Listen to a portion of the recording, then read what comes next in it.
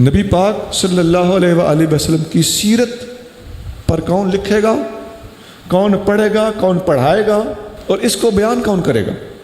یہ بھی ہمارا ہی کام ہونا چاہیے۔ میلاد شریف کو اپنے کھاتے میں ڈال کر اور سیرت کو کسی دوسرے بندے یا دوسرے لوگوں کے کھاتے میں ڈال کر کمزوری کا مظاہرہ نہیں کرنا چاہیے۔ میلاد بنانے والے بھی ہم ہی ہونے چاہیے، اور سیرت پر لکھنے لکھانے بولنے والے اور عمل کرنے والے بھی اہل سنت ہی ہونے چاہیے۔ یہ تقسیم ہی غلط ہے کہ میلاد ہمارا ہے سیرت ان کی ہے۔ میلاد بھی ہمارا ہے، سیرت بھی ہماری۔ دوسرے لوگوں کو انگلیاں اٹھانے کا موقع نہ دیا جائے، ہمیں اپنی اصلاح کرنی ہو۔ میرے سمیت دنیا میں جو کتابیں لکھی گئیں قرآن کے بعد، تو سب سے پہلے حدیث کی کتابوں سے بھی پہلے سیرت کی کتابیں لکھی گئیں، مغازی اور غزوات کی کتابیں لکھی گئیں۔ سب سے پہلی حدیث کی کتاب جو مارکیٹ میں اور دنیا میں اویلیبل ہے، امام مالک نے لکھی، موطا امام مالک 179 میں فوت ہوئے، 179 ہجری میں۔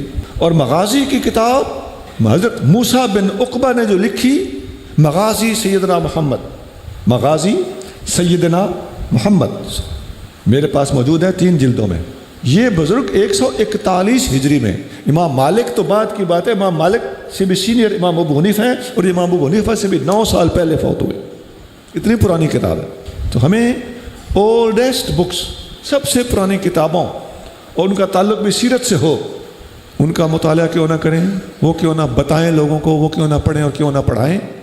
پڑھنا پڑتا ہے، مشکل نظر آتا ہے، نہیں میرے عزیز، علم سے محبت کیجئے، سیرت مصطفیٰ کریم صلی اللہ علیہ وآلہ وسلم سے محبت کیجئے۔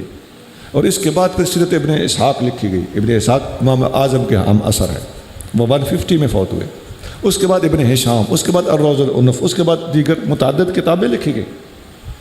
سیرت پر کتابوں کی کوئی حد نہیں اس وقت، پوری کی پوری دنیا میں سیرت کی تمام کتابوں کا کوئی بندہ احاطہ کر سکے، میں نہیں سمجھتا کہ یہ ممکن ہے کسی کے لیے۔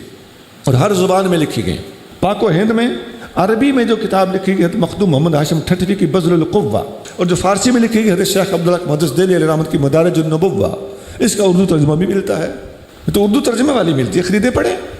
چلیے میں آپ کو ایک آسان کتاب بتاتا ہوں، میں دستبستہ گزارش کروں گا کہ وہ کتاب آپ میں سے ہر بندہ خرید لے۔ فقیر نے بھی ایک کتاب عربی زبان میں لکھی ہے، سید المرسلین۔ اردو میں بھی میں نے سیرت پر بہت کتابیں اور رسالے لکھے ہیں، ایک کتاب نہیں، کئی مختصر سیرت اور 5 صفحوں میں بھی لکھی ہے، 64 صفحوں میں تجھ سا کوئی نہیں، سیرت کی کتاب اس انداز سے لکھی ہے کہ نبی پاک علیہ السلام کی ہستی کو مطالعہ کرنے والا، پڑھنے والا بندہ پڑھے تو سوچنے پہ مجبور ہو جائے کہ ایسی ہستی کو کیوں نہ مانا جائے۔ تجھ سا کوئی نہیں، یہ نام اس لیے رکھا۔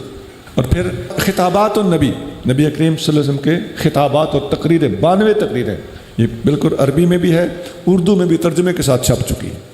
یعنی میں عرض کروں کہ میں نے سیرت پر کئی کتابیں لکھی ہیں، اور وہ عربی میں بھی ہے، سید المرسلین ضخیم کتاب ہے، اس کو بھی ہم کوشش کریں اردو میں اس کا ترجمہ کر دیا جائے۔ لیکن میں آپ کو اردو میں لکھی گئی ایک ہمارے جید عالم دین کی کتاب بتانے لگا ہوں، اس کا نام ہے سیرت مصطفیٰ۔ بولیے کیا ہے جی؟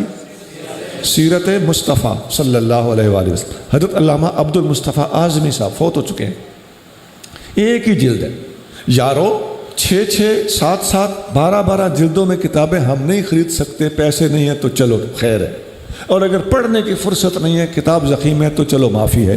لیکن ایک جلد میں کتاب، نبی پاک علیہ السلام کے نام پر ہزاروں روپوں کی جھنڈیاں لگانے والے بندے سے میں درخواست کرتا ہوں کہ کیا آپ ایک کتاب 600-700-500 روپے کی خرید کر اپنے مطالعہ میں رکھنے کے لیے نبی پاک علیہ السلام کی محبت کا ثبوت فراہم کرنے کے لیے تیار نہیں ہو؟ بات سچی ہے، کوئی مانے نہ مانے، کوئی زور تے نہیں۔